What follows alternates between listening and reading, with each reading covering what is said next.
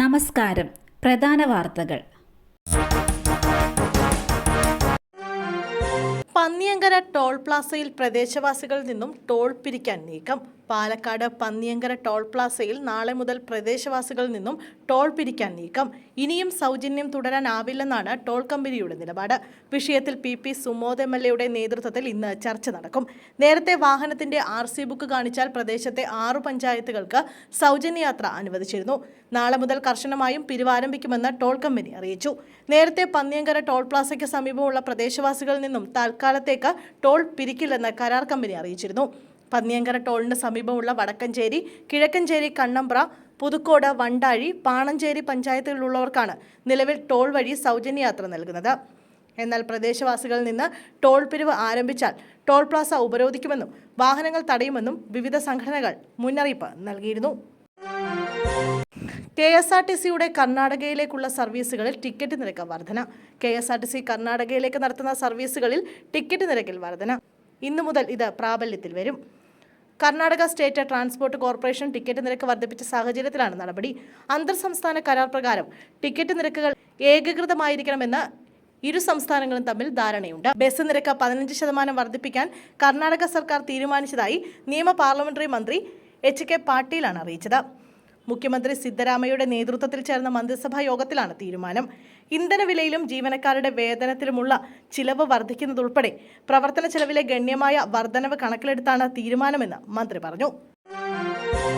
പെരിയ ഇരട്ടക്കൊല ശിക്ഷിക്കപ്പെട്ട 9 പേരെ കണ്ണൂർ സെൻട്രൽ ജയിലിലേക്ക് മാറ്റി. പെരിയ ഇരട്ടക്കൊലക്കേസിലെ കുറ്റവാളികളായ 9 പേരെ കണ്ണൂരിലേക്ക് കൊണ്ടുപോയി. വിയ്യൂർ അതീവ സുരക്ഷാ ജയിലിൽ നിന്നാണ് കണ്ണൂർ സെൻട്രൽ ജയിലിലേക്ക് മാറ്റിയത്. കുറ്റവാളികളായ രഞ്ജിത്ത്, സുധീഷ്, ശ്രീരാഗ്, അനിൽകുമാർ, സജി അശ്വിൻ, പീതാംബരൻ, സുബീഷ്, സുരേഷ് എന്നിവരെയാണ് ജയിൽ മാറ്റിയത്. ഇന്ന് രാവിലെ 8:15 വിയ്യൂരിൽ നിന്ന് കുറ്റവാളികളെ കണ്ണൂരിലേക്ക് കൊണ്ടുപോയി. കോടതി നിർദ്ദേശപ്രകാരമാണ് മാറ്റിയതെന്ന് ജയിൽ അധികൃതർ പറഞ്ഞു. 9 പേർക്കും ഇരട്ട ജീവപര്യന്തം CBI കോടതി ശിക്ഷ വിധിച്ചിരുന്നു. എറണാകുളത്ത് ഹോസ്റ്റൽ കെട്ടിടത്തിന്റെ മുകളിൽ നിന്ന് വീണ് മെഡിക്കൽ വിദ്യാർത്ഥിനി മരിച്ചു. എറണാകുളത്ത് ഹോസ്റ്റൽ കെട്ടിടത്തിന്റെ മുകളിൽ നിന്ന് വീണ് മെഡിക്കൽ വിദ്യാർത്ഥിനി മരിച്ചു.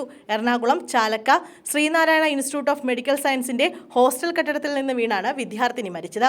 കോളേജിലെ 2ാം വർഷ മെഡിക്കൽ വിദ്യാർത്ഥിനി ഫാത്തിമത്ത് ഷഹാന കെയാണ് മരിച്ചത്. കാൽ തെന്നി താഴേക്ക് വീഴുകയായിരുന്നു എന്നാണ് പറയുന്നത്. സംഭവത്തിൽ ദുരൂഹതയില്ലെന്നും അന്വേഷിച്ചു വരികയാണെന്നും പോലീസ് പറഞ്ഞു. സംഭവത്തെ തുടർന്ന് പോലീസ് സ്ഥലത്തെത്തി പരിശോധന നടത്തുകയാണ്.